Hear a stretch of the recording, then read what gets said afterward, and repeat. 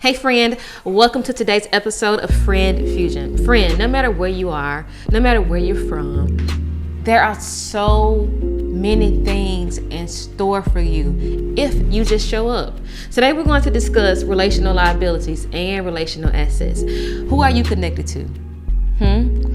Who are you really connected to, and how is that playing a part of your journey, your thoughts, your execution? Stay tuned for today's episode of Friend Fusion because, friend, we're about to level up. Friend Fusion.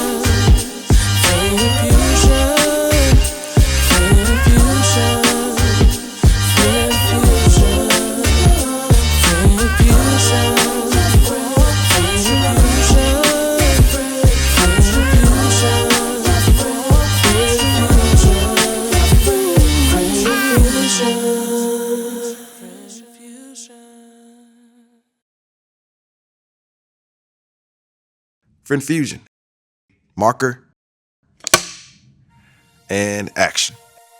Hey friends, I'm Trinity Mitchell, better known as your friend Trin, and welcome to today's episode of Friend Fusion. Y'all, I'm so excited to be in Dallas today because listen, I don't know how I found today's guest. I really don't know, but social media been good to me, honey. It's been good to me. My timeline be timelining. And listen, when I saw her, I do believe I reached out because I just felt like I like her, just period. She is the founder and CEO of her nonprofit, Loud Women Lead. And today my lip gloss is from her new brand, her new makeup brand, Loud Beauty. Guys, I'm so excited to welcome to the sets of Friend Fusion, Tashara Parker. Say hey, friend. Hey, friend. How does my lip gloss look? Baby Poppy, you know how it's going. I'm so excited for you. You have so many good things happening. Thank you. Yeah, Thank you. Congratulations. Thank you. It's been a lot, but yeah. thanks. You won another Emmy? I did win another Emmy. You better talk that talk, baby. How you feeling? I feel good. Now, the show was long as all get out. Yeah. But I feel good. I was nominated for 8, and I told him I had my little Denzel on. I said, we leaving here with something. Period. Because we was going through all them categories, and I was like, now look, man, y'all done called my name a few times, and I ain't walked on that stage. And towards the end, the very last category that I was in, out of all 8, was the category that I won alongside some of my team. So, yes, we won another Emmy. So, refer to her as 5-time Emmy Award winner. That's all. Period. You know what? And I missed that in my intro. Oh, it's all good. I got you, boo. That's why I'm here. To help you out a little bit, just a little bit. You know what? I love that you are like embracing all of what God has allowed in your life, because sometimes we feel like we can't because it's not humble or we feel braggadocious. But you know what I've learned? It's not bragging. This is fact. Yeah. Like this has happened. Straight I'm up. not bragging. Like this is what it is. I get that all the time too. You'll get people, and they may be bots, whatever the case may be, and they'll get into the comments or in your DMs and say, you always talk about what you've done. I'm like, baby, if I ain't gonna market myself, who else gonna do it for me? Exactly. And oftentimes, especially when it comes to women, let's start there. But when it comes to Black women, I feel like they're always trying to like humble us. Like, no, you got all that, but why do you need to talk about it? Right. Why wouldn't I talk about it? Exactly. God has been too good to me.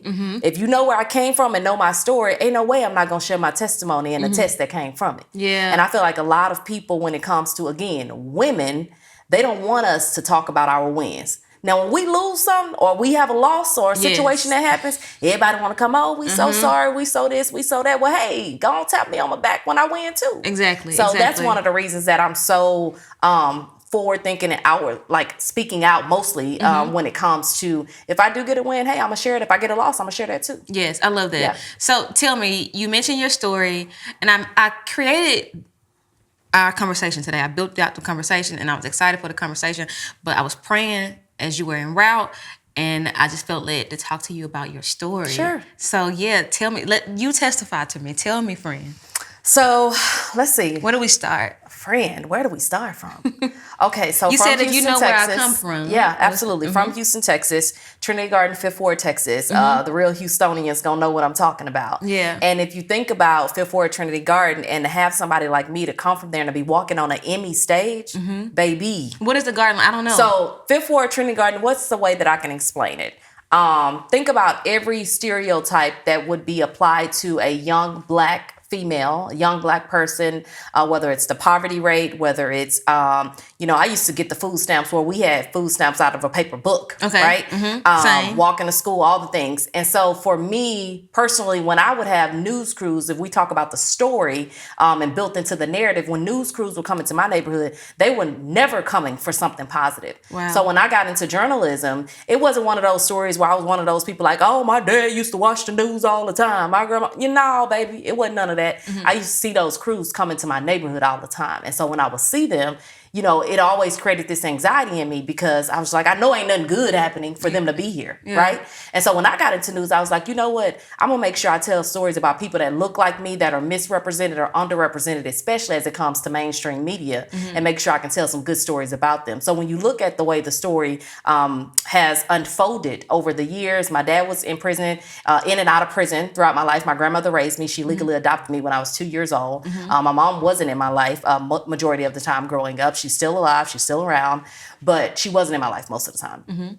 And so to go through all of that and to still come out on the other side and to know that God has walked with me every single step of the way, baby, that is a testimony. So Absolutely. when I tell you, you don't know the story and the history behind who I am as a person, and to be standing on that Emmy stage with my dad in the audience, watching his daughter walk across that stage to get an Emmy, that's a testimony in itself. Absolutely. And so there's so much more to that entire story. But I mean, just a piece of it kind of transcends why I'm so loud and so vocal about the things that I am vocal about. Because I don't want another young kid to see those news crews coming into their neighborhood and to say, oh, gotta be scared. Yeah. Like, what's going on? What's happening outside?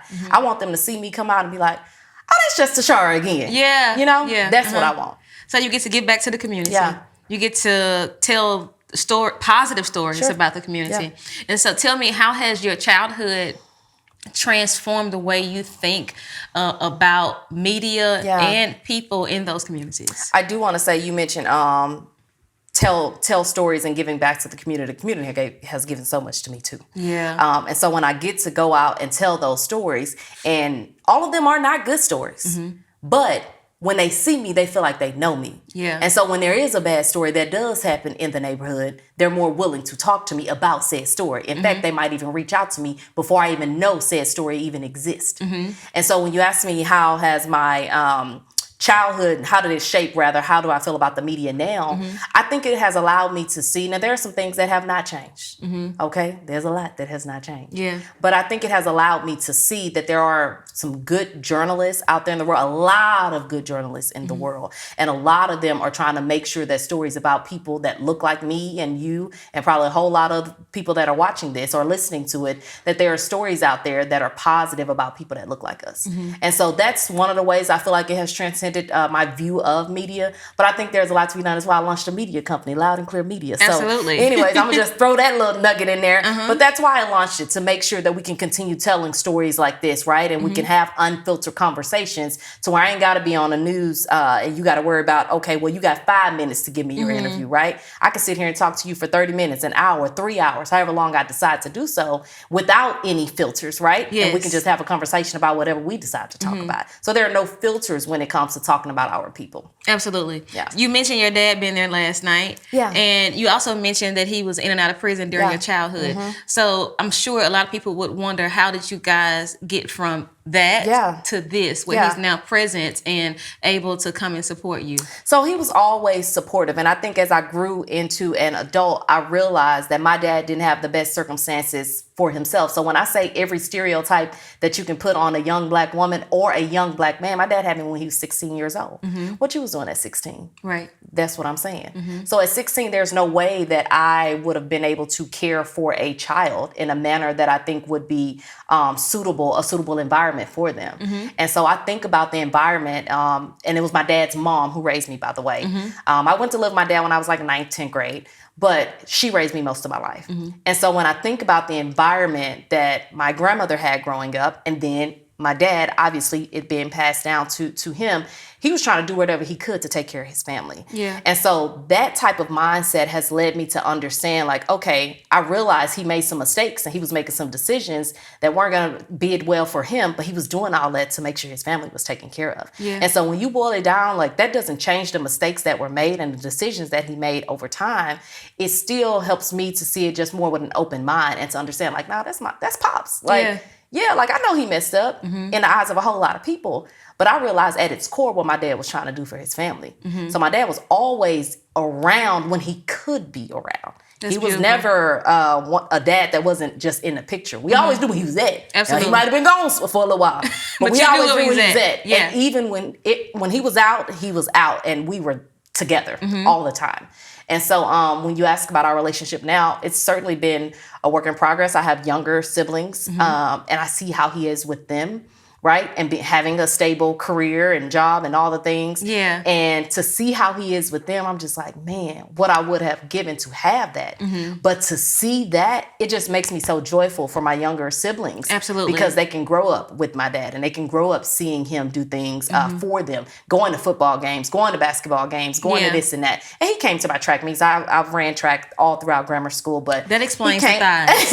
Yeah. That's my girl. Look, that ain't coming to adulthood, baby. Yeah. That's been over time. Yeah. But yeah, so that relationship has been a work in progress and it's still a work in progress. We learn stuff about each other all the time. We have deep conversations. Beautiful. All the time. And so I'm not going to say it's a perfect relationship, but to have my dad still around, alive and well, and we can have a conversation and we can talk through some hard things that I know that as a man growing up and always taught to be so tough, that he probably ain't never had, right? Right. So to sit on the phone with my dad and he can cry to me and we can have these conversations, that's beauty in itself. It is. Yeah. So I'm sure somebody watching probably holds resentment toward a parent who has now transitioned and living a better life, and their younger siblings are experiencing a different parent, right? What do you say to them if they're holding resentment toward that parent? Therapy. Therapy, number one. And I know that's easier said than done because I've been trying to get my dad to go to therapy for a long time. We've just had to be therapeutic with each other. Yes, Okay. yes. So that's the start. Because I realize, and what I don't want to give is this false hope of, just go talk to him. Baby, I know that it's not always easy. I know. And sometimes, like, some of these parents will be like, girl, get your, girl, get your butt out this room. You know what I mean? And so I think from a standpoint of at least trying to have the conversation, you'll be surprised sometimes that if you approach a situation the right way and with the right mindset and knowing that you're doing what God has led you to do, you're not responsible for how they react and how they respond to you. What you're responsible for is if God put it on your heart, like if they're listening to this and they thought about their parent and what their parent may or may not have done throughout their own childhood and what their parent is doing for, this next generation of children, if they're thinking that is God telling them, like, no, I put, to listen to Friend Fusion so that you can hear Tashara share what she shared about her and her dad and her mom's relationship, right? Like, that happened for a reason. Yeah. So I would tell them to listen to what their heart is telling them, right? Listen to what your heart is saying. If your heart is telling you to reach out to that parent and do what you can do to have a conversation with them, then go and do that. And if that person is no longer there, then I strongly believe in therapy. Yeah. Get some therapy. Go talk to some people that can help you. And if you have like a grandparent or aunt or uncle or someone that was close to said parent, talk to them. Maybe they can give you some insight about how that parent truly felt about you and just didn't have the courage to come and talk to you when they were still walking on this side of the earth. Yes. So your grandmother raised you. Grandmother. And so tell me, what is your relationship like with your mom? Yeah. And how have you, as a woman, how have you navigated not being raised by your mom? Yeah, so I always had my grandmother. My grandmother was that motherly figure. My dad was also married for 20 plus years to another one. He met her 2 years after I was born. So again, yes, in and out of prison, but he was married. And her name was Barbara. God rest her soul, she passed away, his first marriage. And she was also a motherly figure in my life for a very long time.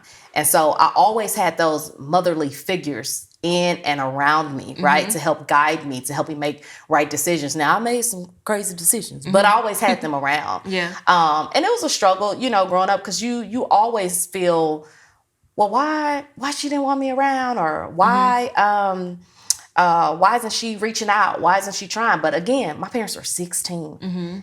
There's some deeper issues that they were going through, right? Absolutely. Way deeper than having a child. Yes, they made a decision and, what happened is what happened, but they were 16 years old when they had me. And so I think over time, even learning my mom has been an intentional type of thing that I'm trying to just lean into more. It's been easier with my dad because my dad was always around. My mom wasn't around. Yeah. And so that's still a work in progress. Do you have girl, other siblings trying to lean into. Yeah, I on her have side? 15 Oh, wow. siblings. Yeah, my mom had 10 kids. Wow. Yeah, started at 15. So I was her second child. Okay.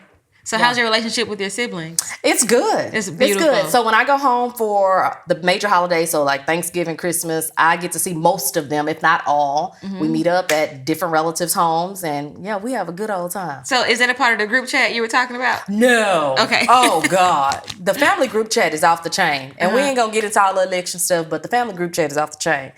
Yeah, I'm going to leave it at that. Okay, gotcha. Yeah. So now that you're an adult woman, you're about to get married soon. Yeah.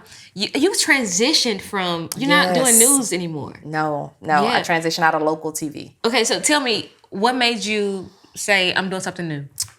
So God had been speaking to me for a really long time. You know how God will kind of give you some little nudges along the way. Yeah. So he had been nudging me for a while. And before I signed my last contract, at that point, that was 2 years ago, at that point, I knew that it was time to go. But I wasn't ready. Okay. And I wasn't ready, not from a standpoint of mentally, but I wasn't ready because I didn't feel like I had a job. I didn't feel like I had anything lined up. How did you know it was time to go? It was my contract was up. Okay. My contract was up. Let me be clear on that. My contract was up, and before I re-signed, something in me told me not to, but I did anyway. Because again, I didn't feel like I was ready. In this industry, you typically have your jobs kind of lined up, right? Like everything is lined up, and we're so methodical in how we sign contracts and what we do next, and it's all lined up for you most of the time. And so I just wasn't ready. So I re-signed the contract. Not necessarily want to do so at the time. And so I re-signed the contract. And when I re-signed the contract, things just kept happening. Again, God just nudging me. I'm tired all the time. I don't get to work out anymore. Going into work, I'm performing, I'm doing my job. I'm incredibly good at my job. Speaking of being loud about what I was incredibly good at my job. I went to look at videos. And I started to fall out of love with it, right? So I loved the work that I was doing and I enjoyed the work that I was doing, but I always craved more and I knew that I wanted to do more. So the job that I was doing daily was something like, okay, I got to do this job, but the type of stories that I want to tell, those are stories that had to go through multiple lines of approval, multiple people telling you, okay, well, let's do this one, not this one. And that's fine. And that's part of working for corporate, right? You have to make sure that you're in line with whatever the agenda is for that particular corporation or for that TV station. And so I really, really wanted to tell stories that I wanted to tell when I wanted to tell them, right? And so this time around, I'll tell this story and I'll try to summarize it as much as I can. So my fiance, I had never met his goddad. He came to Dallas. He's from Houston. He drove to Dallas and him and his team drove to Dallas and they went to go meet up for breakfast. I wasn't necessarily a part of this conversation, right? So it was all the guys and I just happened to be with my fiance because his goddad wanted to meet me. So we're at the table and this is at the time where I'm thinking about re-signing again, this time around, re-signing again. We're at the time that all these, conversations going through my head. Sure, what you gonna do? What you gonna leave? You gonna stay? What you gonna do? Okay. We're sitting at the breakfast table. He's visually impaired, but I always tell people, you don't need to have vision to have sight. Okay. And you don't need to have sight to have vision. Either way. And so he's sitting at the table. He can't really see me, but he can see me. Okay. He leans over. He stops the entire conversation at the table. He leans forward. He looks my way. Again, remember, he can't see me. He looks my way. He knows where I'm at the table. And he leans over. Everybody gets quiet. All the guys that were at the table with them, other pastors, and of course, my fiance. And he says, Tashara, I sense something is bothering you. You want to expand, but you don't know how. And I'm paraphrasing the full conversation. You want to expand, but you don't know how. And you're scared. And you're fearful of what comes next.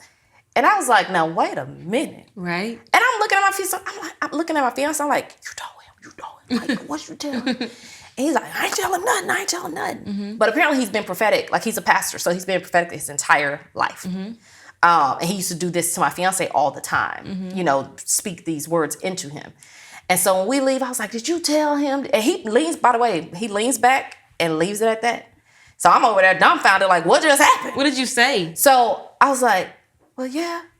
And I was there, and the conversation with them just continued. It was like he said what he had to say and moved on. So I'm at the end of the table, I'm fake on my phone. I ain't looking at nothing on Instagram, nothing. Girl, fake on my phone, trying to figure out where this man came from with this information. I couldn't wait for that breakfast in. I talked to my fiance. Listen, I talked to I say, did you tell him? He's like, no, I didn't tell him nothing. He's like, babe, that's just how he is. Like, that's what he does. I'm like, oh my God. Girl, 2 days later, I wrote my email, talked to the bosses, and I was like, hey, we're going to have to wrap this up. Wow. So, yeah, it had been many conversations leading up to then, but that's when I really had clarity. And I had talked to a lot of people that were in the business, a lot of names I won't say that have transitioned out or that were planning to transition out as well. And they just gave me so much hope. And, you know, a lot of them, they know me. They know my story. They know what I do. They know the audience that I have. They're like, Tashara, if anybody can do it, you can do it. Like, I don't know what you scared about. Like, if anybody can do it, you can do it.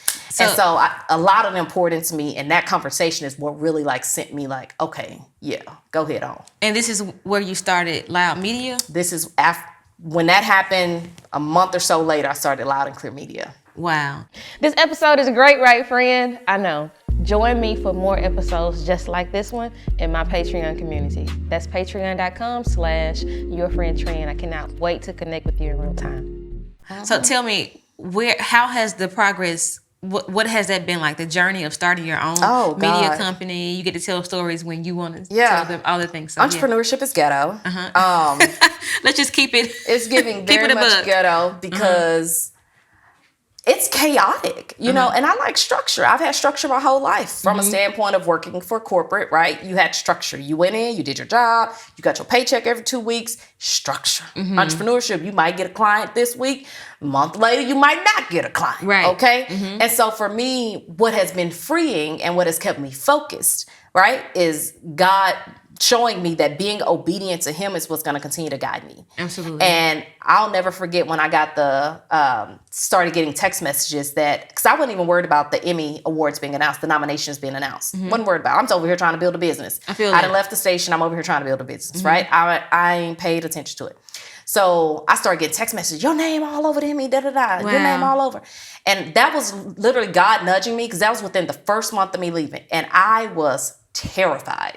Scared, fearful, wondering if I made the right decision, all the things, terrified. Yeah. And all them text messages started coming in. I was like, all right, God. I feel you. A lot of times, for me, when I was working in news, I felt like I was in a constant fog. And you don't know how that feels until you're in it. I felt like I was in a constant fog. Like I was doing my job, performing the job, doing what I needed to do, doing all my stuff outside of work and all that kind of stuff. But I felt like I was in a constant fog. And that fog sometimes got in the way of me hearing God clearly.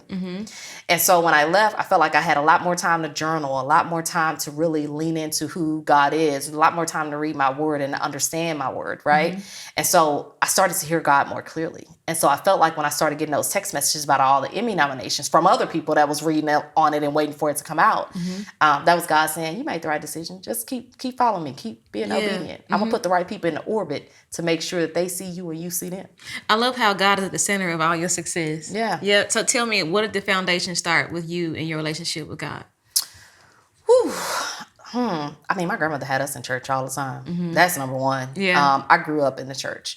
I think I really started to lean on God more as an adult when I went to Texas A&M for college, just PWI. And you get there and you're like, man, I've been A/B honor roll student, my whole life. Yeah. I'm a first generation college student. And I'm not talking about my immediate family. I'm talking about my entire family. We had a lot of people go to the military and so forth, but as far as college, first generation college student. Wow. And so when I got there to A&M, I'm just like, oh man, hey, this a lot. This too much.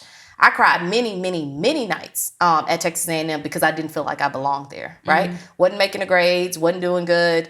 You talking about the person that was homecoming queen, captain of the track team, all the things in grammar school, and to get there and have just like this rude awakening on top of that, somebody who grew up attending mostly black schools. Yes. Mostly black schools. Texas A&M, that's where I really got, started to meet like people of other cultures, people of other races, nationalities, all the things. Girl, we got that. I was like, I didn't even know we had all these nationalities. Like, there's a lot of people. Did you start as a communications major? No. I started as a forensic science major. They had me out there studying bugs.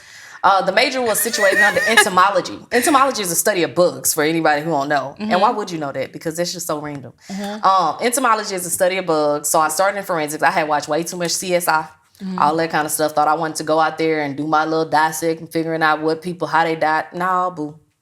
I took a science class. It was a biology class. And at A&M, I don't know if this is really all that true, but in our minds, they got these classes that are weed out classes for people. So it's biology is one of them and organic chem is another one.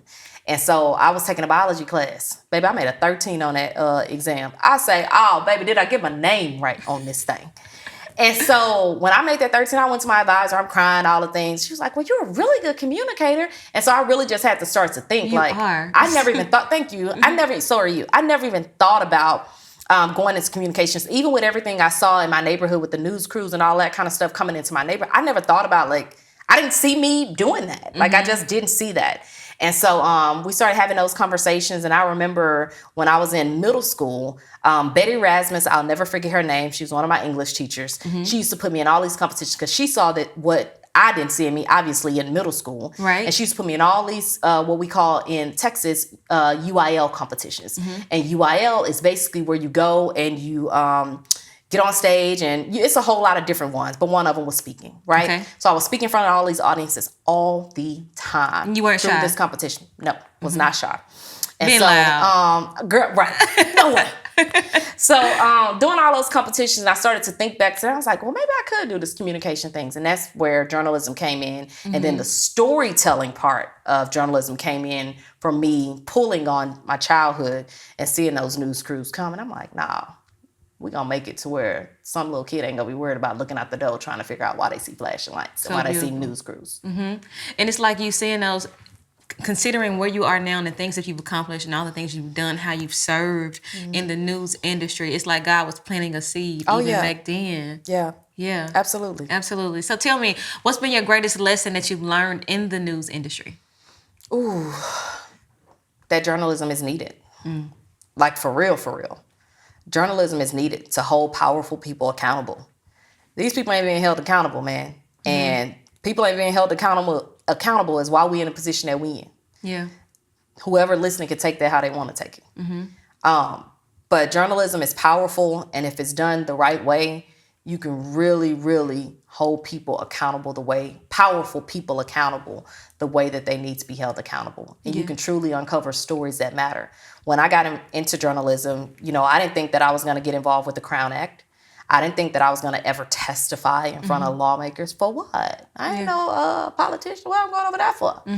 Right? And so it can be a very, very powerful tool. And it really bothers me, too, when I see a lot of people, they call themselves journalists. And I'm like, do you even know, have you pulled a FOIA request before? Do you know what a FOIA is? Tell us what it is. Oh, my bad. Freedom of Information Act, right? Where you can pull records and information and try to get this type of information to try to figure out whatever it is, story that you're covering, right? It's publicly available information, but you have to go and request it and pull it and get it, right? Anybody can do this, by the way, but journalists know how to do it, and they know how to do it very well. Okay. And so everybody's a journalist now. Oh yeah, that's what I'm saying. When I say it, I just be like, no, now slow down.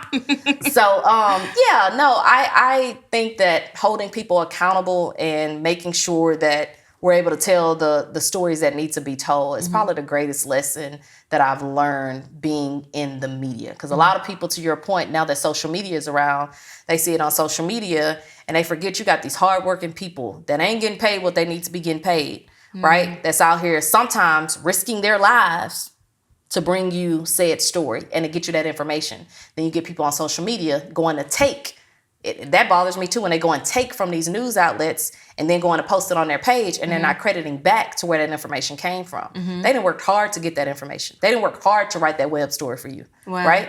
And when you just go take it, I ain't gonna call out no publications, but it's a lot of them that do it. When you just go take that information, you crop it out and put it on your page and not give credit where credit is due to these journalists that's working their butts off, not being paid the money they need to be paid to work their butts off, in my opinion, and you just share, I'm like, no, that's not how this works. Have you experienced it? Absolutely. How did you deal with it? 100%.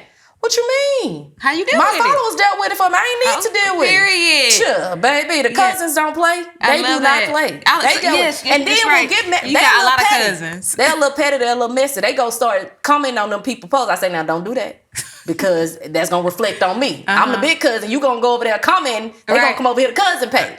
So no, they take care of it.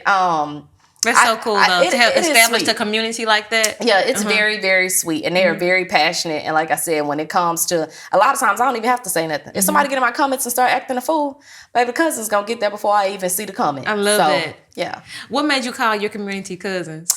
Because I feel like we're all family. And every time people would meet me in person, they would be so surprised that I was who I was online. And I think from that standpoint, it's always like, for me, when I go to a family reunion, it can be a cousin I ain't seen in God knows how long, somebody I don't even know, but my grandma said that's my cousin, so that's my cousin. Period. Right? And so when I see them in person, I'm like, oh, hey, cousin. And it just started becoming a thing. Like I just kept saying cousin.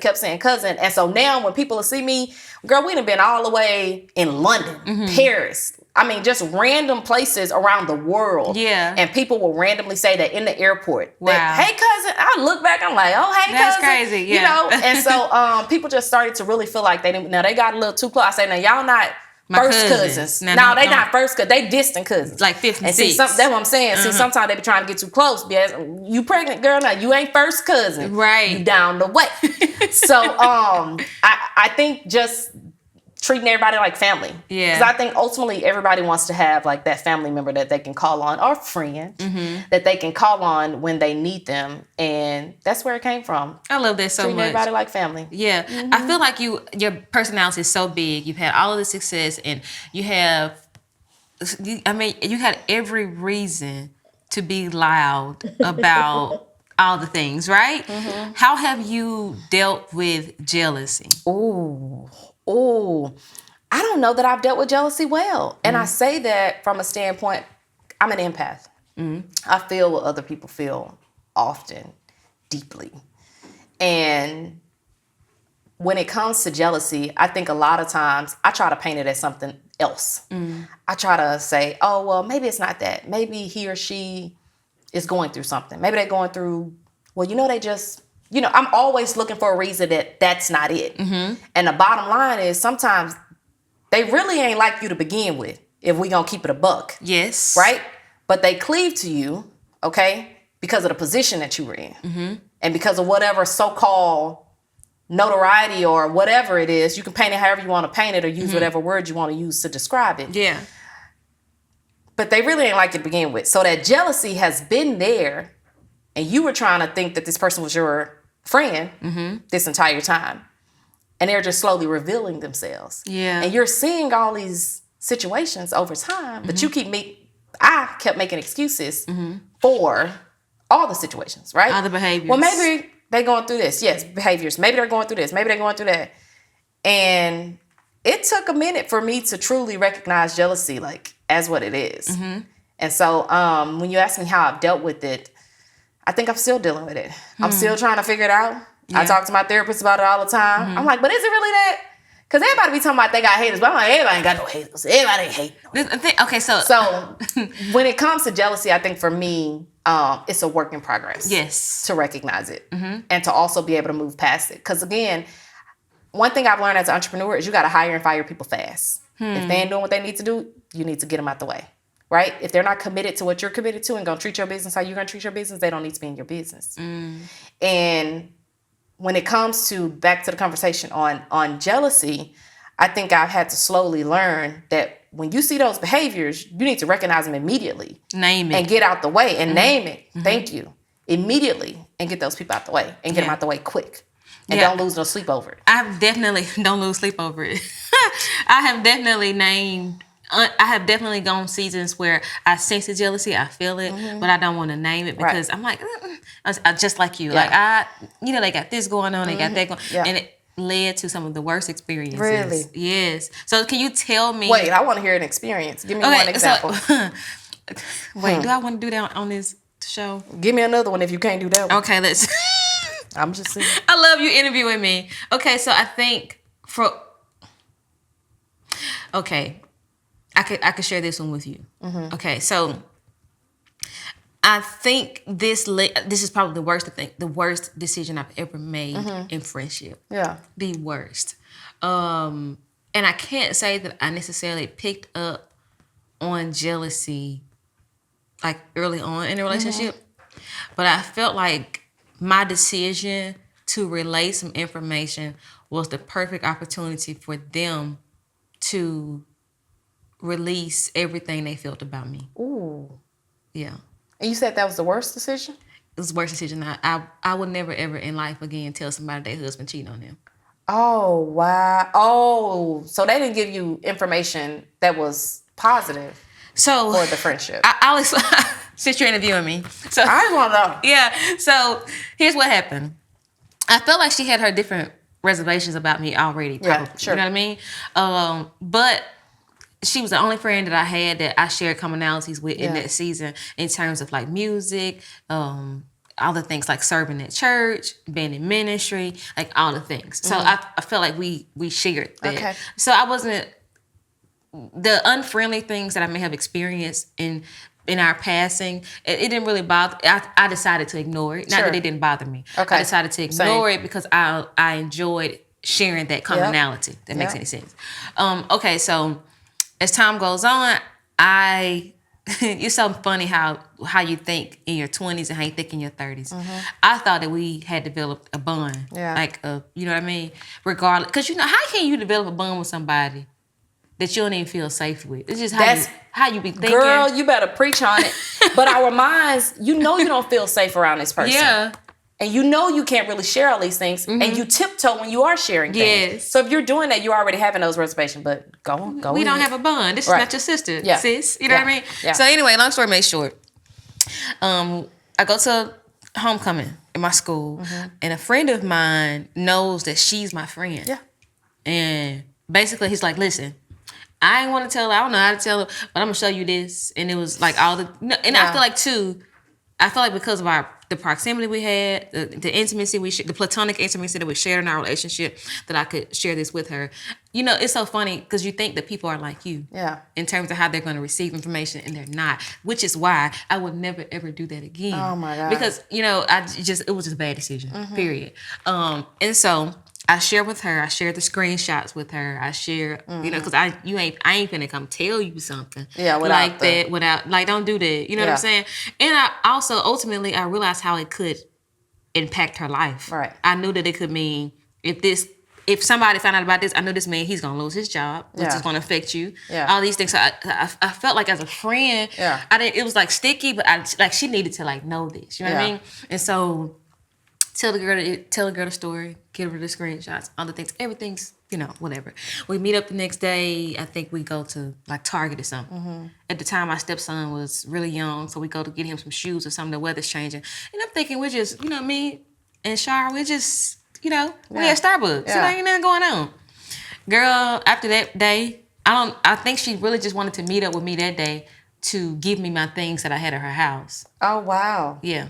So she gives him the little things I had at her house, like girlfriend stuff. I had left some earrings or something, whatever. So she gives me that stuff, and then we go shopping. Everything's fine. So I'm thinking we're fine. We talk about it, pray about it. Maybe I can't remember. It's been over a decade. And so the next day, I get on Facebook, and all of those weird things that I had experienced with her was in statuses, baby. Subliminal. And had I just accepted that the girl didn't like me, like talking about, you know what I mean? But I used to feel like I had to have friends that did what I did. Because, I was a musician, I played organ. So in that space, you're like the only girl, you know what I mean? I'm also the only girl in my family. I have 7 brothers. And, so I would try to make every relationship more than what it needed to be. And that was, and so that was the worst decision. And that's how I started to know the impact that jealousy and ignoring the signs of that how it can really affect you. That's good. Yeah, so I just had to go. That was my first time deciding, because I used to think it was, don't block them, don't delete them, because they're going to think you bothered. Yeah. And then, but that was I used the to day. be like that too. Yeah, the day I decided, I was like, okay, I'm doing this because I'm not going to be bothered. Yeah. And I don't care what you Right. think about it, so block. All right, Now, good. now since I know you targeted me, go for it. Now you got your audience. You Right, know, right. as long as people feel like they got an audience, they'll keep clowning on Oh, social yeah. media. Oh, yeah. But when you remove yourself, you take their power away. That's good. Yeah. So This episode is great, right, friend? I know. Join me for more episodes just like this one in my Patreon community. That's patreon.com/yourfriendtrend. I cannot wait to connect with you in real time. So good. that's my story. Thanks for sharing.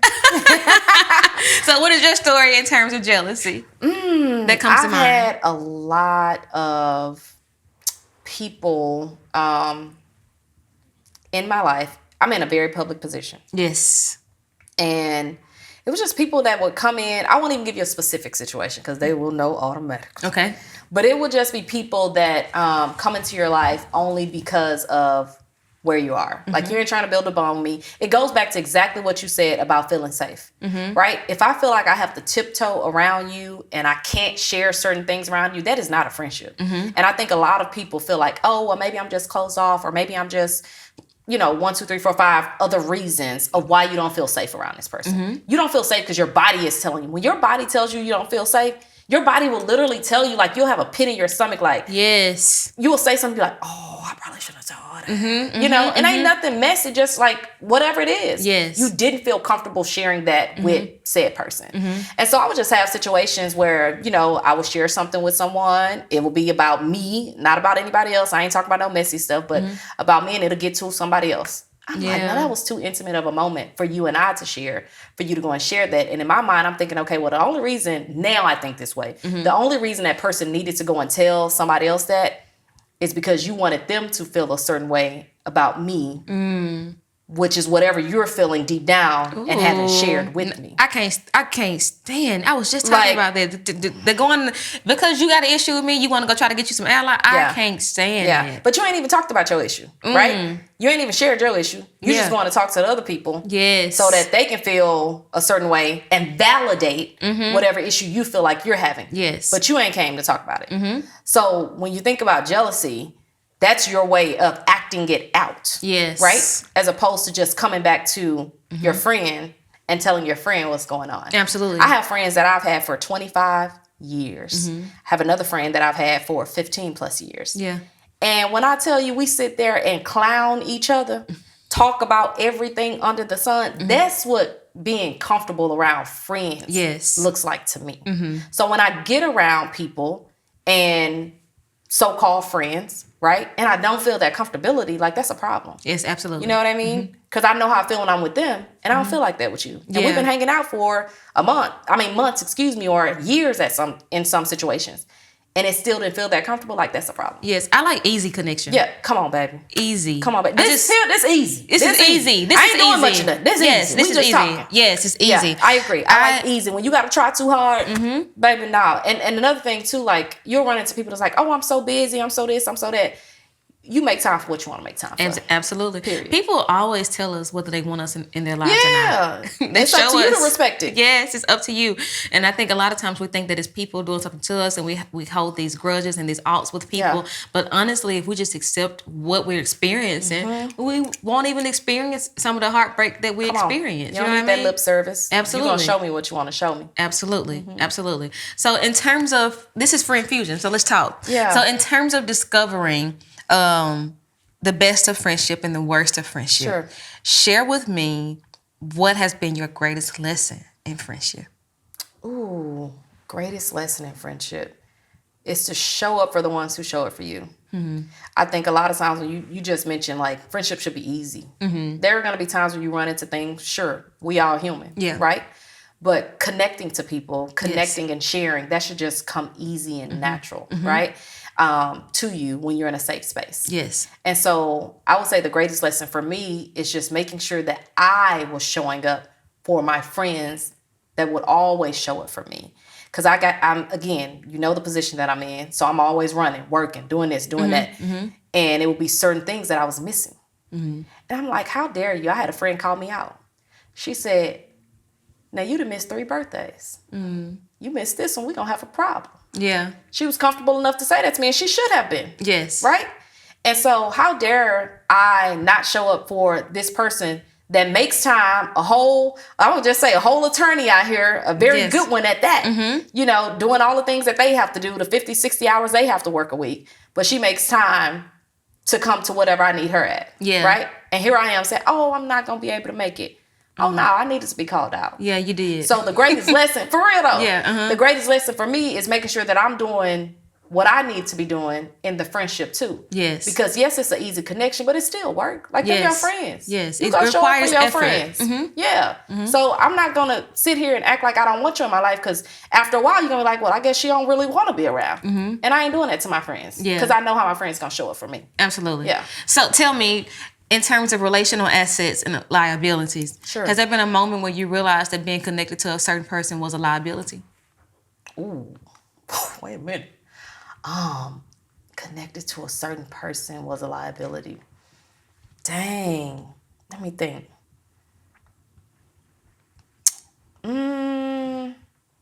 As of late, I'm very protective of my peace and energy. So as of late, I can't really think of a situation where being connected, other than the one that I mentioned to you, right? Where the person went back and told somebody else about whatever situation she and I had talked about. That was a very intimate conversation between the two of us, and went and shared that to get this person to feel a certain kind of way and think a certain kind of way, etc.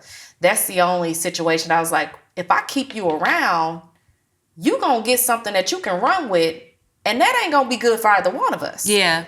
And so I would say from a liability standpoint, that was probably one of the situations. And it was a hard situation too, because I really thought I was friends with this person. So tell me, that was tough, man. Did you address that with her? Like, you didn't even say nothing to me. Like, you got a problem with me, but how did that go? There was tears and all the things. Well, I just didn't. You know what you said earlier? You think people gonna think like you or respond or react the way that you would react in a certain situation. It was tears, and it almost made me feel bad. I'm like, but you. No, not you flipping this on me. No, wait a minute. Girl, I can tell you about a tear moment. And so, I mean, it was tears. It was all these things. So I'm like, now I look like the fool. Like, God, no. Now I'm the one that's, now you the victim. Girl. No. So I did. I actually addressed the situation twice. Not the same situation, but a situation twice. Different situations twice. And after that second time, I was just like, you know what? I'm going to be cool with you from a distance. And by cool, I mean cordial from a distance. Because I don't think there should be any animosity towards us. You ain't did nothing to physically harm me. So I don't think we should have any animosity. Yeah, right? Your character just... Your character is just not in line with how I treat my friends. Your character is not in line with how I want my friends to treat me. Absolutely. Right? And you let people treat you the way that you want to be treated. Absolutely. So if I stuck around in that situation, that's a liability. Because I don't know what you're going to go run and say, and I don't know what you're going to go twist and run and say to the next person. It's the twist for me. It's the twisting, right? And I'm like, if this person, whoever you're talking to, feels comfortable enough to allow you to say what you're saying to them, why do I need to feel comfortable with that? Because they too comfortable allowing you to say what you're saying about me in the presence of them. That's a problem. So it's not just getting rid of that person, but also... Oh, what other person was never a factor. Okay, gotcha. But this was my person, right? And you feeling too comfortable going over here talking to said person about our business. So, yeah. Love that. That was a liability for me. I'm glad that you were vigilant over your life in terms of that situation. Eventually. It took a minute, though. Yeah. You know, I was about to tell you about a tear moment, too. Yeah. Because I had a tear moment where I backed off. I addressed a friend about something she did. And then when I addressed her about it, she immediately went into tears. And I remember this was in college. And so I backed off from addressing it because I felt like, dang, I ain't want to. But I also felt like she had mistreated me and, you know, she had betrayed me. Yeah. But me addressing it made it, you know what I mean? So in recent years, I experienced that again. I was about to say, you did yours in college, baby. This is grown. This like couple of 6-7 months ago. No, okay, so for me, in recent years, when I experienced that, I said, your tears do not move me. Oh, shut up. I had to step into my power. Not you to cut up in front of them people. Girl, I had to step into my power. Your tears do not move me. Because you said this about me to a person thinking that they were going to talk about me to you. You were going to talk to them in hopes that y'all were about to, but then you found out that she was loyal to me. You know what I mean? And so now you didn't expect your hand to get exposed. Yeah. And so now that your hand is exposed and you know that I'm a good friend, and the offenses that you have with me, which is why you would talk So about let me me. ask you this: How did it come back to? How did you start that conversation? Did she try to come and tell you before? Oh no! I just immediately, well, as soon as I found out about it, I just reached out to them and said, "So, what is this you said about me?" Gotcha. Oh, okay. Bet. I don't play them games. Yeah. I don't play the girl. Your tears do not move me, baby. Your tears do not in my pocket. I ain't got no pocket, but do not move me. Yeah, I'm not doing like it that. because all of a sudden now you're the victim because you've been exposed. Those tears are manipulative. Very. And you trying to manipulate the situation. Yes. And you let her know straight up. And you're that's not embarrassed happening. because you know that I'm a real friend. Yeah. So you're embarrassed now. And so, sometimes, particularly women, they do things because it's normal to them to be catty, to be messy, to be petty. It's kind of like they talk about their friends with their other friends. They come into people like us, actual like friends. Yeah. Because I'm sure if our relationship developed, we could talk about each other to each other. Yeah. And we got so much to talk about that we ain't got to talk about other people. Right. So I think sometimes when people encounter friends like that, it's the first time for them. Right. You know what I mean? So I think being embarrassed before your friend that you know is genuinely your friend, and then your offense has been intangible because it's nothing that I've done to you. Correct. It's just that my confidence is triggering your lack It's of the confidence. confidence, baby. My showing up is triggering you not showing up. My healthy marriage is triggering you that you don't feel healthy in your marriage. Like whatever, you know what I mean? So it's nothing that I've done to you, but you just feel away. Yep. And because you feel away, you're going to try to get somebody else to feel away. Absolutely. And now, if I don't feel safe, we can't, if I don't got no, I lived my life, Shar, where I felt like I was doing life with people that I was uncertain about. Yeah. I'm 34 years old. Uncertain. I'm almost 40. Like, I ain't playing. Right. I have a 8-month-old child. Yeah. You know what I mean? I don't have time. Right. I got enough. I don't know what, BJ. At any moment, I may have to stop for a poopy diaper. That's enough uncertainty for me. I also live with the uterus. Yeah. That's enough uncertainty for me. Like, I'm good on having relationships that I feel just uncertain about. I love it. You know what I mean? So I just told the person, listen, your tears do not move me. Have you talked to that person since? Yeah. Oh, for real? Yeah, they apologized good. to me and stuff. I think holding them accountable in the moment was life changing for them because they probably had never experienced that. That's another thing too. Oh my God, when it comes to holding people accountable, I think because they've never experienced somebody doing that with them or to them or for them, actually. Yes, for you. For them. That's what it is because it ain't two. They feel a certain way in the moment. But when they let it simmer, let it marinate a bit. That was good for them. They come back and they realize it was for them. Because you don't treat people like that, especially people who love you for real, people who show up for you, people who are mindful of you, are considerate, thoughtful, all the things. It's hard to have a real friend. Absolutely. A good friend. And what I've said this before, but I find that when God exposes us to better, when we're not locked in to him and understanding that my exposure to Tashara and my connection to her is not to intimidate me, but to inspire me, I'll start to hold grudges toward Tashara because I don't have Emmys yet. Right. You know what I mean? It's intangible offenses. Absolutely. Because she's well spoken Absolutely. and I stutter when I speak. So now I'm gonna start feeling some kind of way because or she's pretty. So when we walked in the room, people were telling her she was pretty. So now I start hearing that I ain't pretty. Nobody even said that. But now I'm feeling some kind of way. So I've learned Ain't that crazy? I've learned to stop befriending people that I realize are intimidated and not inspired by me. Oh, yeah. So that's really changed how I view relationships, That's good. especially in terms of asset and liability. Because people who are intimidated by you are definitely a liability. Oh, yeah. Yeah. And a lot of this, what I explained to you, that one situation was all about being intimidated. And that's something that came way after the friendship was over, the way that I thought it was a friendship was over, right? Yeah. That came way after the fact. Understanding that this person was, in fact, a little intimidated. Yes, absolutely. By you showing up and being who you are. It's nothing that when you I came did. to Dallas, hey, I did what I did in Dallas. Yeah. And we made it happen. Absolutely. And a lot of people weren't really rocking with me after I started getting a lot of eyes, notoriety, however we want to, label it, here in Dallas. And that was a problem. Not just in Dallas, all over. But when that happened, you can immediately see the switch in people. And I'm so serious. Yeah. Now, when people heard I was coming from small Tyler, Texas, little bitty small town. Oh, you and Mo from the same place? No, I'm from Houston. Oh, okay, sorry. Let Mo have his little old Tyler. Gotcha. But I love Tyler. They got a day named after me in Tyler. Oh, that's so beautiful. Yeah. So when I came from Tyler and people heard about me coming to Dallas from Tyler, when you think about the media industry, it's basically like, okay, if you are in, let's say, you from Mississippi? Yes. You're in Jackson, Mississippi, right? And you go and get a job in Dallas. Let's say you go from Jackson to Dallas. That's how it feels coming from Tyler to Dallas, right? Gotcha. So it's like you stepped over all these other cities that you were supposed to go to in between, and you made it to Dallas. So think about it in terms of like people that have been in the business way longer than me, and they see this young buck coming from Tyler, moving to Dallas. They're like, oh, we want to support her, we want to help her, we want to blah blah blah. You know, she the new kid on the block. But when I got to Dallas, and I started doing what I was doing, which is what made Dallas the way you were doing it. The way I was doing it, which what made Dallas notice me from Tyler, right?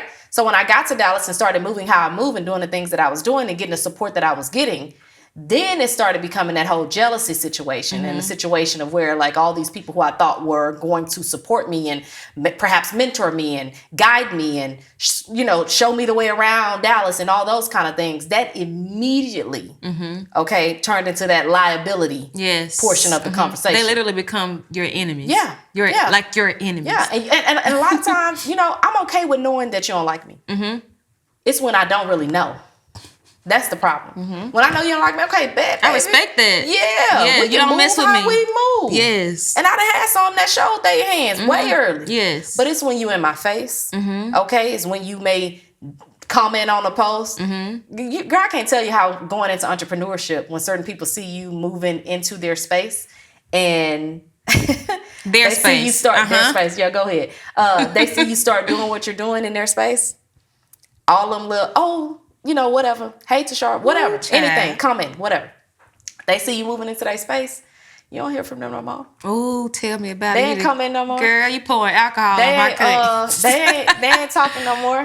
They ain't sharing no posts. Yes. They ain't congratulating. They ain't I don't even need you to do that. But I'm just saying your behavior switch real quick. Really quick. When you see somebody entering in your space. So it goes back to what you said about having people that are so-called intimidated by you, right?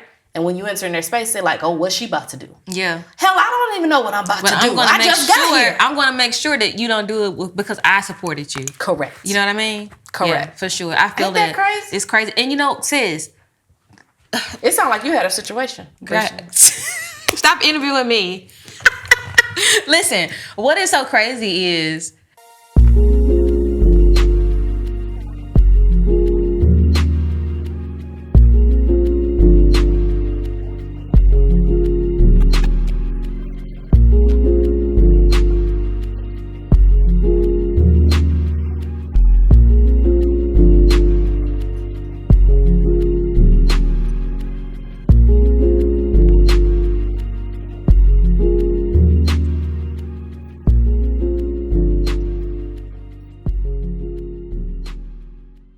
it takes so much work. It takes so much courage. It takes so much to go from Tyler to Dallas. Yeah. It takes so much.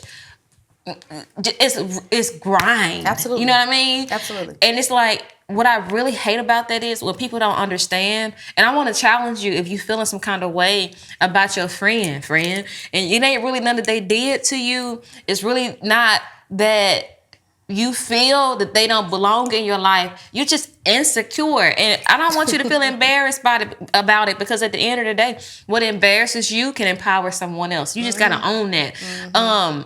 People shouldn't, our friends, our family members, the people, our coworkers, whoever it is that we're attached to, they should not have to experience. And I know that it's a pivotal lesson for those of us who are leaders, who are taking up space. It's a pivotal lesson for us to learn that everybody ain't for you. Don't get me wrong. Right. But it's crazy to experience success and separation at the same time. Yeah, absolutely. Because oftentimes people get to the point where they can celebrate, and it's like, dang, I can't even celebrate with my sister because she feels some kind of way. Yeah. I can't celebrate with my friend because she got quiet. Yeah. I can't celebrate with my She got quiet. My sad mentor.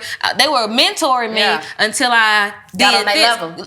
Say, babe, then what? Got on their level. Got on their level. When you got on their level at your little old age, yeah, they looking at you like, oh, no, you about to get up here and surpass what I got going on. It says, I don't even know if it's their level. Sometimes they mad because you ahead of them. They trying to figure out how. How did you do that? To be honest with you, they feel like you don't deserve it. Yeah. Look at where you come from. You ain't even got as much money as me. Oh yeah. You ain't even got as many connections they as like, me. not broke you and made it from Tyler to Dallas and did. It did. And they be really feeling some kind of way. So we've given the liabilities enough room. Yeah. Okay. Yeah. Let's talk about the assets and the people. You know, there's a very viral video that talks about day ones and day twos. Have you seen that before? Mm-mm. Well, it's like the day ones, we love them, we get them. Yeah. They've seen us struggle. Yeah. They've seen us make it. They've seen us thrive.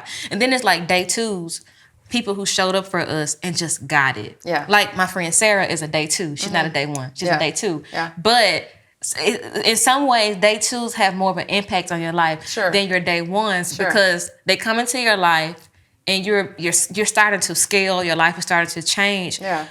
But they don't feel no kind of way. They just embrace you for who you are. They're not mad about the success you're having and who you knowing. They don't care, right? But they find you as an asset, and because they find you as an asset, they pour into your life. They serve in your life and have whatever the capacity they can. You know what I mean? And for people like that, for friends like that, they end up literally changing your life. So tell me, who's your day twos?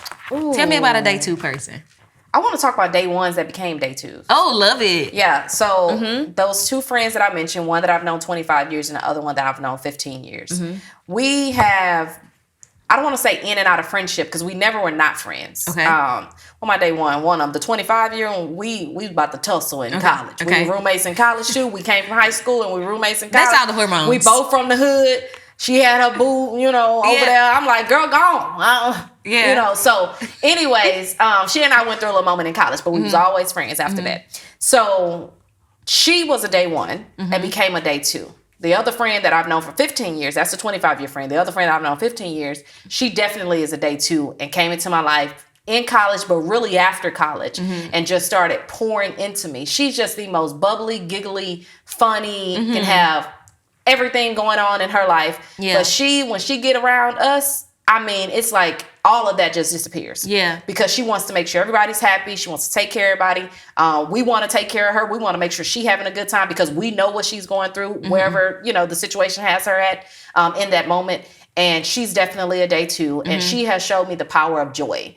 And being joyful in all situations, in spite of your situation. Yeah. So she's a day two for me, and that's what she's done for me. She showed me joy because in this industry, you go through some times, and you go through them often. When I was in College Station, Texas, at my first job in journalism, in media, and I was in College Station, and again, another situation where I was wondering, do I belong in this job? So to be that person and to walk across the Emmy stage, like that's insane. Yes. And so again, she reminded me of joy, like what joy looks like, what it feels like, and how you continue to pour into other people by way of your joy. Yeah. And my day one that became a day two, again, it's because we ain't got to see each other all the time. We ain't even got to talk to each other all the time. When I go back home to Houston, or I tell them, hey, we going to the Emmys this weekend, pull up, where your 500 at? Like, they pulling up. You know what I mean? And so while she's a day one, she's known me since, oh my God, 3rd, 4th grade, elementary school. And to have her still be in my life, even though we don't see each other all the time, we ain't got to talk all the time, but when we get back together, she's another one. Constant support. When you talk about faith-led moves and spirit-led and all those things, she's that person. Yeah. Like, she's the one that's like praying for you. She gonna call you. She gonna send you a little text message just thinking about you. I'm praying for you. I saw this on Instagram. Yeah. I saw this over here. I ain't told her nothing. I saw this over here. I'm thinking about you. You know what I mean? So that's what I mean when I say she was always a day one, but she became that day two because she's leading me in a different way now that we're full-blown adults. That is so beautiful. And so, yeah, I got plenty of day ones that became day two. She's my main one, and then day two from my friend that I met in college. I love that. Yeah. What role have your personal relationships played in your ability to pivot from a newscaster to a podcast host and entrepreneur? What role in my personal relationships? I think leadership. I've always been that friend to get the stuff together. and also the organized friend. Okay. So when I knew it you came were gonna to be on time today. you knew I was gonna be on time. I knew it. So when it came to like planning like trips, we go somewhere on the weekend or whatever the case may be, I'm always the person like, here are our hotel options, or do we want Airbnb? What we trying to do? I got my flight. Here's my flight number. You need to go get yours. I'm always that friend. I'll give you a good example that just happened with the Emmy Awards. Okay. So with that day 1 and day 2 friend, okay. She said, are you gonna get your makeup done for the Emmys? And I was like, oh, I didn't think about that. But again, they're my friends. They always thinking about all the stuff. So she mentioned that, but she ain't the friend that's gonna execute the situation. Got it. So she put it sent on me. your mind. Yeah, that's what I'm saying. So she sent it to me, and I immediately made sure that I got everything booked for all of us when it came to makeup and all that kind of stuff. So I'm the organized friend. So when you talk about You booked how makeup that's for you and transition- your friends. I did. Period. I did. Yes. So when you talk about transition, because people are like, oh, I thought this was your moment. What do you mean? Oh, my friends It's are all our like, moment. yes. Are you kidding me? That's what I'm they saying. sat through that agonizing 3.5 hours looking at me, my face defeated. I'm like, Lord, we got one more category. Yes. We leaving here with something. I'm gonna go take somebody else. No, I'm just Right. kidding. I'm kidding. But anyways, I think organization, being a leader throughout my childhood and within organizations and childhood and all those things, I've always been a leader. And I've always been a person that's gonna try to pick up the slack. If we're in a group project, so-and-so ain't doing this, they probably ain't getting no rest the other night. I know the situations a lot of us came from. They ain't getting no rest the other night. I'm about to pick up the slack and we gonna make this happen. Now I'm gonna be upset for a little while and you gonna have to come say you sorry or something. But I'm gonna pick up that slack and I'm gonna take care of it. So I think that piece of it has helped me transition. It's helped and hindered. I'm gonna get to that. But it's helped me transition into entrepreneurship because I always like to have, when you talk about SOPs, baby, if you need an SOP for whatever it is, we gonna have this how you do it, this where you start, this where you log in, this how you loop, right? So I'm that person. I always wanna make sure that stuff is done. Like it grinds my gears when I hire somebody to do something and they ain't got their stuff in order. I just be like, no, babes. Right. Now, I know we all start from somewhere. Yes. But if I'm imparting this information to you, don't ask me to cash app you your money. Because I don't like that. Yes. I don't get your stuff together. Right. So I think that has really helped me transition into this whole entrepreneurship world. And then also I love talking to people. Yes, so you do. Talking to people, like it's just been kind of an easy transition. Now where it hinders me is because I know how to do a lot of things and I can be very good at a lot of things, as a leader, as a good leader of a company, you have to understand how to delegate. And if somebody doesn't get it right the first time, I'm telling you what I've been through. If somebody doesn't get it right the first time, you have to be willing to sit them down and ask them, okay, well, let's have what I call a safe conversation. Where did we go wrong? How can we fix it next time? And what do we need to do to get to that point? I haven't always had those safe conversations. I'm like, you know what, I'll do it. And I'll do it and get it done. But that's not the way to do it when you're trying to be a leader and build a business And build a team. build a global business that will be scalable, right? And so I think that's part of why that leadership mindset has hindered me in certain situations because I feel like I can do it all. But any good leader has a solid team. Yes. And that's what I'm working on. I'm so proud of you. I feel like your team is coming together. See, it's really, yeah. We're doing. I can see it. We've had many conversations. Yes, Yeah. yes. And I'm testing out a lot of things right now. So that when I do really push this thing, we're going to push this thing. Have you had any insecurities as a leader? Oh, absolutely. Which one are you currently overcoming? How I talk to people. Okay. And that's easy to sit here and talk to you because we're in an interview setting. But, and this is a lesson came from my fiance. He said, he heard me on a call one time. He said, you have to understand that people want to please you. They want to please you when they're around you. And if you get them to a point where everything they do needs to be corrected or fixed, they're going to feel defeated every time they talk to you. Wow. So when you ask me what I'm working on, and they all attest to this, because it has been a drastic shift in how I approach conversations. I'll give you an example. Something that happened with you and I meeting up. I text my assistant. I say, hey, change this meeting from 1 hour to, from 2 hours to 1 hour, right? I wasn't very clear in my language. She changed it, but she changed it in a way that it didn't need to be changed, right? I don't even know if you saw the update. You was probably doing something. I did. But, okay. She changed it in a way initially that not what I meant by what I text to her. Now, some months ago, Tashara, would have been like, that's not what I said to do, da-da-da, like, can you change this again? But when you are approaching someone in a respectful manner and you're learning that people, you got to realize the role that you play in any situation. Yeah. So when you're approaching someone in a manner, and I'm a type A, all the way A personality, okay? So I have to really learn how to approach conversations in a manner that's not going to make someone feel defeated because I'm in a position of power, so-called power. Got you. Okay. And so I reached out, I was like, hey, I think I may have messed up in my communication to you, right? I may have messed up in my communication to you. And I realized rereading my message, how it could have been interpreted in a multitude of ways. Do you mind just updating that one more time for me? And all I meant to say was just make it for 1 hour and not what I communicated before. Girl, I was like, okay, T, we getting somewhere, You're okay? getting somewhere. And so, you know, with my fiance, but it took somebody saying, you know what, people really respect you and look up to you. And when you are, I'm new to entrepreneurship, right? Had many leadership roles, but I'm new to entrepreneurship. Yeah. You want to create the culture in your company that people feel comfortable coming to you when there's a concern. Now, I always say, I still say this. If you have a problem, have a solution to go with it. I still say that. It's the way that you say what you're saying, right? And so, you know, my assistant responded. She was like, oh, sorry about that. Boom, we fixed it. Yes. And she ain't feel no certain kind of way. And you can tell when somebody feels a certain kind of way when you say something to Yes. them. You absolutely can tell. And if you don't, you need to go get some awareness training. Yes. You could tell. And that was just the end of it. But that was a more recent situation where I'm learning to just watch how I approach things as a leader in my organization. It's really important. Yeah. I'm proud of you. Like that's a big, because as a, you know, I think we both have really big personalities. We want what we want when we want it, how we want it. Yeah. So yeah, I have been on that journey for some time now, and I think I'm progressively, I'm a work in progress. You know what I mean? Yeah. And it's getting better and better and better and better. Yeah, But it takes time. in terms of how you communicate with people, what you don't want to be is a public success and a private failure. Yep. You can communicate on the internet good. Yeah. You all the things. Absolutely.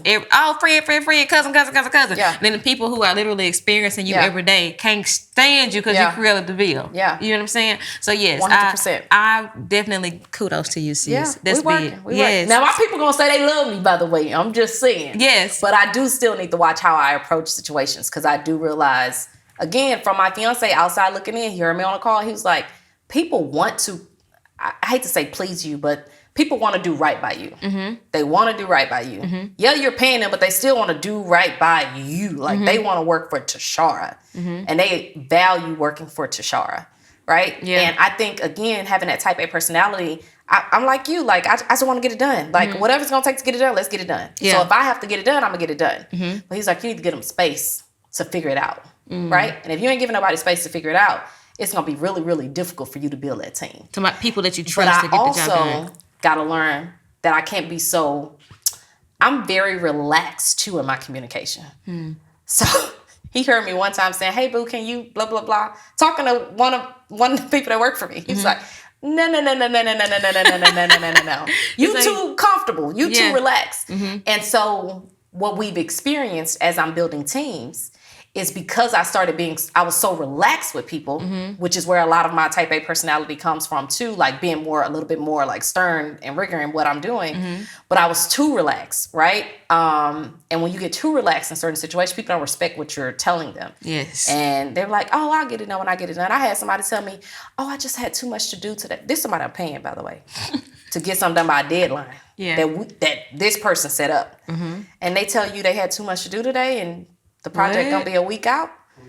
Now wait a minute. But again, another lesson from my fiance, he was like, that's because like I've heard you in communication with them, like you too cool. Like they think you're their friend as opposed to, or cousin, whatever you want to frame it as, right? They think you that person as opposed to being the leader of this company. So it's really a balancing act. Like I want to be cool with people. Like I want to be cool with my team, but it's a balancing act in knowing that you have to be the leader of this company, create an environment that people feel comfortable in, but also be stern so that we can get this work done. Yeah. So it's a balancing act. Maybe the word should be I want to be kind. Yeah. Instead of cool. Yeah, I guess. But they can take kindness the wrong way too. And I am very kind. Again, you can talk to anybody that's worked with me. Yeah. But I still think it's all a balancing act because when you get too cool. Sometimes you're kind. Your kindness can be taken for weakness.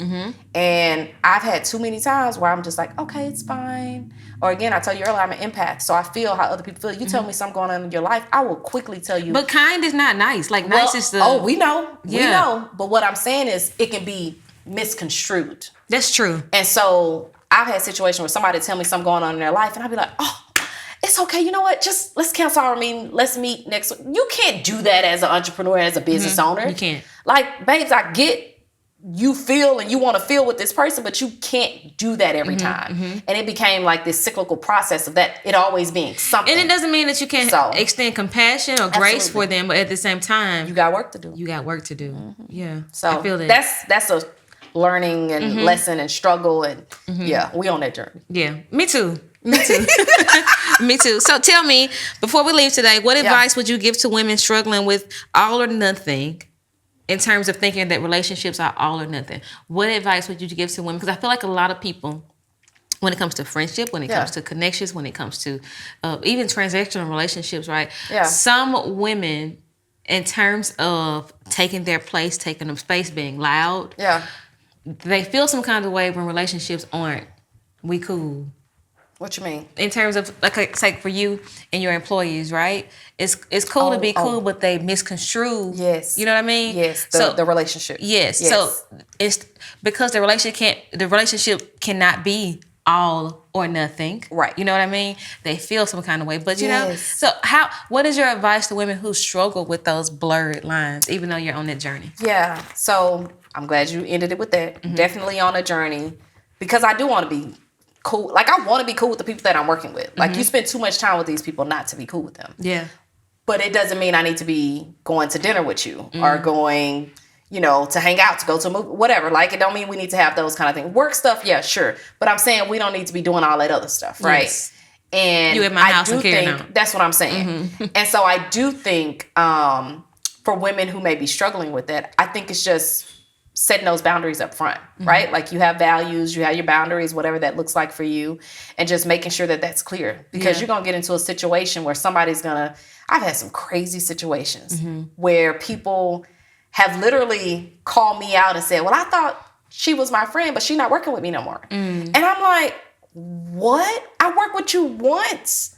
Why? And now we're friends. And not even just the friends part, but it's just like, why is it a problem that I'm not working with you anymore? It's like personal. That, it became personal. And I was just like, you did a job, you got paid for said job, and we didn't move forward with any other work. I think that's business. Yeah. Right? Like, we didn't have to have a falling out. We didn't have to have a situation. If we didn't work, not necessarily work well together, because that wasn't the case, but if I didn't get what I needed delivered in the time that I needed to be delivered, what I told you earlier, you got to hire and fire quickly, right? And if you ain't making those decisions quickly, you're going to keep running your business into the ground, and they're going to keep running you into the ground. And so that's a tough lesson that I've learned. So if you're somebody or a woman that's out there listening, or whomever out there listening, I would say set those boundaries and set them early. Set them early and set them quick and stick to it. I don't care how cool you think someone is. If they getting the work done, they getting the job done, and they weren't your friend before, like you mentioned, Sarah's your friend before, working with you. If they weren't your friend before and you bring them in as an employee or as a contractor or as somebody who's working for you, that is the role that they need to be in. Now, if that develops over time organically, cool. But nothing should be forced. Absolutely. Right? If you see this person or feel, because we need to remember our feelings are trying to tell us something. The body be trying to tell you something when you don't feel comfortable and whatever. If you feel like this person is trying to develop something more than what this working relationship should be, and I'm speaking simply about friendships, right? I am not talking about anything, more than that. Yes. But if you feel like they're trying to do that, then you might need to take a step back and make sure that you are presenting yourself the right way, because sometimes that can be misconstrued. Yeah. So when I tell you it's a learning lesson for me, and I'm still kind of towing that line because I want to make sure that I'm creating a culture and a company that can continue to survive even without me being at the center of it. Absolutely. You got to put the right people in place. Yes. And those right people need to understand that when we're conducting business and business relations, you also got to think about how they're going to communicate with the people for your company on your behalf. Yes. Because if you think you're friends with everybody just because that person said no, okay, next. It ain't personal that they said no. Right. We move on to the next person and do what we got to do with the next level of whatever business we're trying to conduct. Absolutely. And so you got to think like if they're thinking everybody is their friend, and because they said no to you, that, oh, well, they acting funny. No, baby, it's business. It's business. Let's move on to the next one. So that's what I would say. You know, set them boundaries, set them early. It's been great talking to you. What did I just say? It's been great. It's been great talking to you, businesswoman Tashara. Thank you. I am honored to have you. I think that this conversation will be extremely impactful for every viewer. Is there anything you would like to leave with our friends and our cousins? Because they came on over. Hey, cousins. Hey, cousins. Yes. Tell me, is there anything you would like to leave with them before we go today?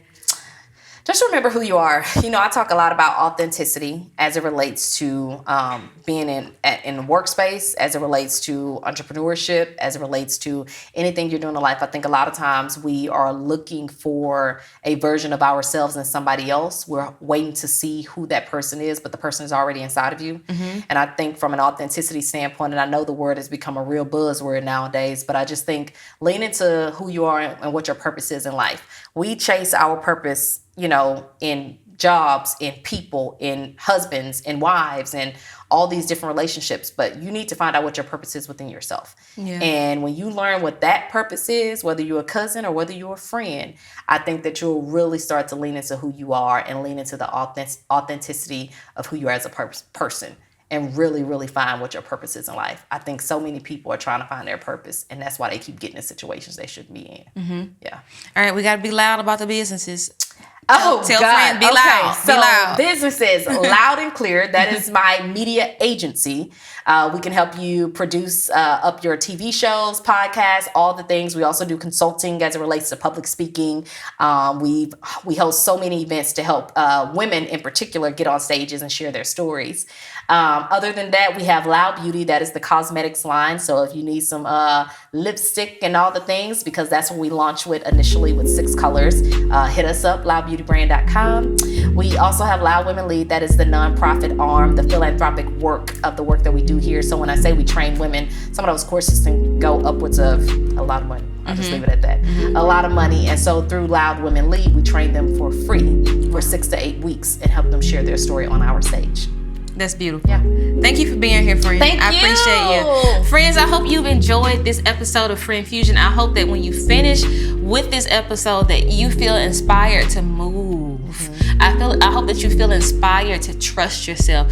I hope that you feel inspired to trust God. I hope that you feel inspired to get the right people around you. But more than anything, friend, I hope that you feel inspired to watch your mouth and how you talk to people. Okay? I love you, friend. And yeah, I had to come for you because I feel like you be real raggedy how you be. No, I love you, friend. I'll see you back on the next episode of Friend Fusion. And whatever you do, please, friend. See you later, friends. Friend Fusion.